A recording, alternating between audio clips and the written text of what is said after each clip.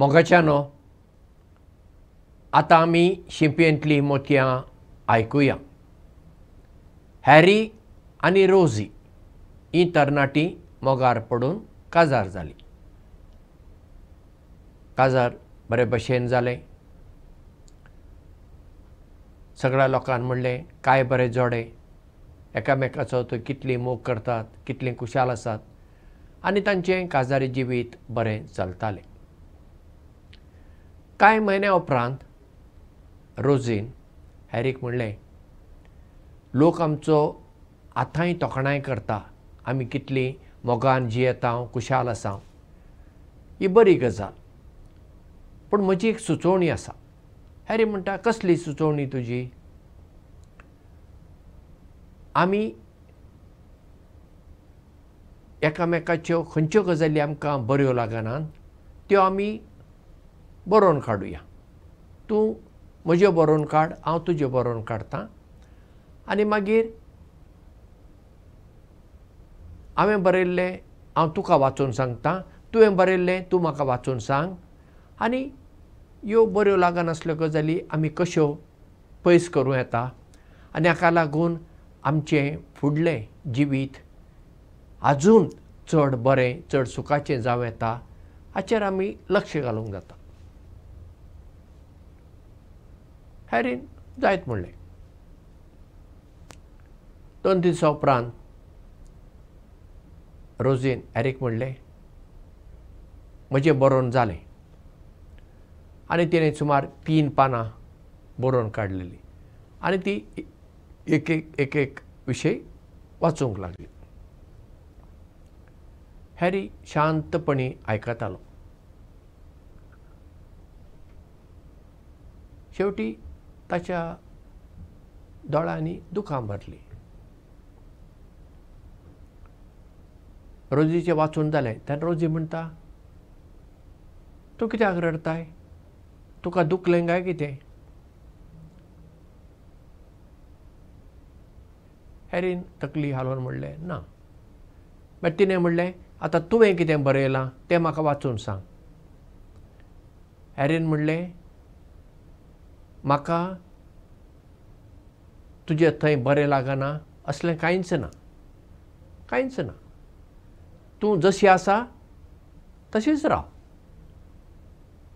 ताचे परस म्हजी दुसरी अपेक्षा ना, कित्याक तूं म्हजे परस वेगळी आनी हांव तुजे परस वेगळो. हांव तुका आसा तशी मानून घेता आनी हांवें मानून घेतल्या. ही ताची उतरां आयकून रोझी रडूंक लागली.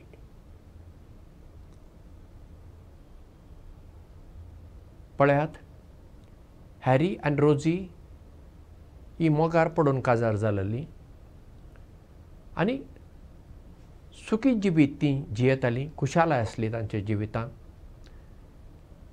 पूण रोझीक दिसलें आतां हॅरीच्या जिवितांत इतल्यो गजाली खंयच्यो आपणाक बऱ्यो लागनात त्यो ताका सांगल्यो जाल्यार आमचें जिवीत आजून चड बरें जाता आसलें.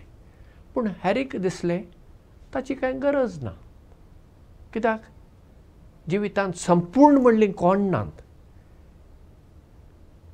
एकदम आदर्श काजारी जिवीत अशेंय ना, अशें आदर्श काजारी जोडे ना, फामील ना, अशें कोण नात. सगळ्यांत थंय बरे गुणी आसात आनी थोडे दुसरे तितले बरे गूण न्हय ते आसात. चुकी जातात, कित्याक आमी मनीस. कित्याक आमचे भाशेन ते सांगणी आसा, 4 पांयांचो घोडो निसरून पडटा, 2 पांयांच्या मनशान चुका पडले न्हय. हॅरीन रोझीक आसा तशी मानून घेतली. ताणें तिचें थंय सगळें बरेंच पळयलें. अशें आमच्यान करूंक जाता न्ही. आमी सदांच दुसऱ्यां कडेन पळयतना तांच्यो चुकी ताचेर आमची नदर थिरावन दवरता. तांचे ते कितलेशे बरे गूण आसात ते आमी विसरता वा ताचेर आमी आमचें लक्ष घालिना. तांच्यो चुकी आमकां अश्यो त्यो उठून दिसतात. सदांच आमी हेरां कडेन पळयतना तांचे बरे गूण, तांचें कितें आमकां बरें लागता ताचेर आमची नदर थिरावंक जाय आनी तें आमी तांकां सांगूंक जाय बेश्टें तांचे बरे गूण आमी पळयले आनी वगी रावन कांय फायदो ना. तांकां आमी सांगल्यान तांचे ते बरे गूण आजून वाडटात. केन्नाय चुकी दाखोवच्यो पडटात ती गजाल वेगळी, पूण चड करून दुसऱ्यांचें बरेंच आमी कितें दाखयलें तेन्ना ती मनशां तितलीं आमकां लागीं येतात. आमी सांगलें आयकूंक ती तयार आसात. आमचो संबंद वाडटा, घट जाता, बळ जाता. तर आमी सदांच दुसऱ्यांच्या जिवितांतले फुलां पळोवया, तांच्या जिवितांतले कांटे कुशीन दवरुया. देव बरें करूं आनी मोग आसूं.